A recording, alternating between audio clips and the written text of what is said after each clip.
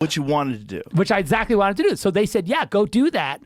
And so they were able, because normally when I do this, director's cuts, which is a thing now I'm weirdly famous for, the director's cuts were always an answer to a thing that the studio made me do, right? Like, here's my movie. They're like, yeah, we really want you to cut these parts out because they're not cool. They're like, the movie's too long or the movie's too violent or whatever. And I would be like, wow, really? Because I really think that's kind of the why of the movie. And they'd be like, no, it's really important. The focus groups told us that they don't like that, so take it out. So I'd take it out, but then I'd go like, I'd go over to home video right across the street and I'd be like, hey, guys, you want another movie to release? Because I got the shit. And they'd be like, absolutely, whatever you say. Because, at that time, there was a huge market for directors. It gave them a second kick at the can in home video, right? So they would be like, that's so cool. We get a whole other movie to market that like never before seen footage. Right. It just feels like a cool thing.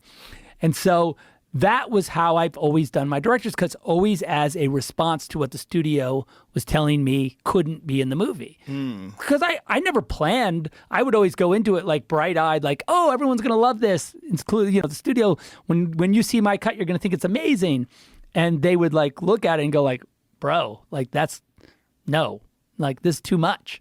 And so that's where my director's cuts kind of as a practice were born. It was born out of that me needing to show the world what I intended originally. And so,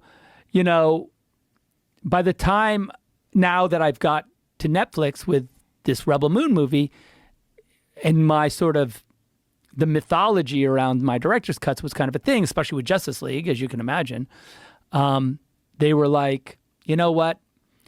Why don't we do a director's cut as part of the process rather than as a response to it? And I was like, that's really smart. Like, that's really cool because in a lot of ways, I totally get the economics of making a PG-13 version of this insane genre movie. Because what I'm asking, from a budgetary standpoint is high for like a boutique-y space movie that's a heavy metal comic. That's like people who love that will love it more than anything else, right?